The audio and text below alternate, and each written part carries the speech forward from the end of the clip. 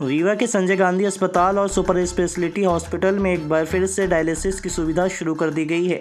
यहाँ super speciality hospital में 4 जबकि संजय गांधी अस्पताल में 2 डायलिसिस मशीन शुरू हो गई है।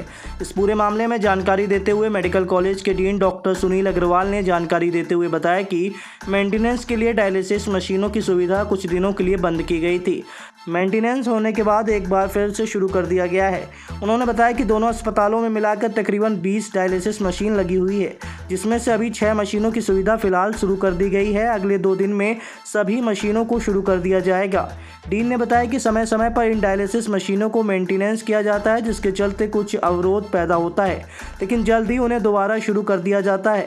उन्होंने बताया कि जिन मरीजों को डायलिसिस की इमरजेंसी है, उन्हें तत्काल डायलिसिस की सुविधा दी जा रही है। डीन ने बताया कि 1-2 दिन के अंदर सभी डायलिसिस मशीन एक बार फिर से काम करना शुरू कर देंगी। क्या वजह थी और अब क्या स्थिति है?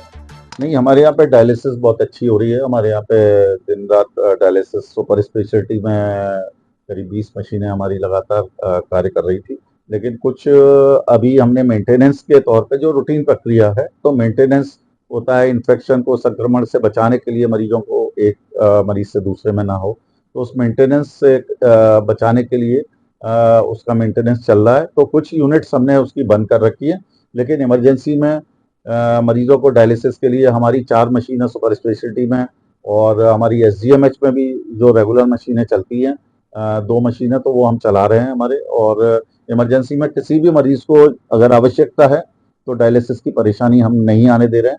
तो हीमोडायलिसिस हमारी चालू है। अगर किसी मरीज को हीमोडायलिसिस नहीं भी हो पाती है तो उसके लिए भी पेरिटोनियल डायलिसिस हमारी लगातार हम कर सकते हैं, उसमें ऐसी कोई दिक्कत नहीं है। कल एक केस आया था जिसमें एक व्यक्ति की डायलिसिस ना होने की वजह से मौत की बात कही गई।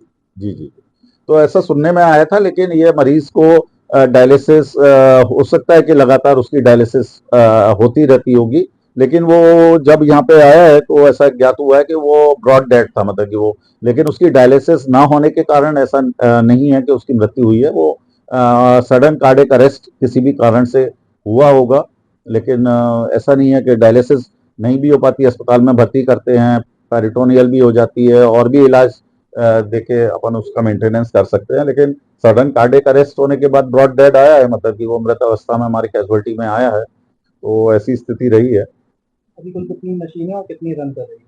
अभी हमारी मशीनें 4 हमारी सुपर स्पेशलिटी में हम इमरजेंसी के लिए लगातार चला ही रहे हैं और एसजीएमएच में 2 चला रहे हैं।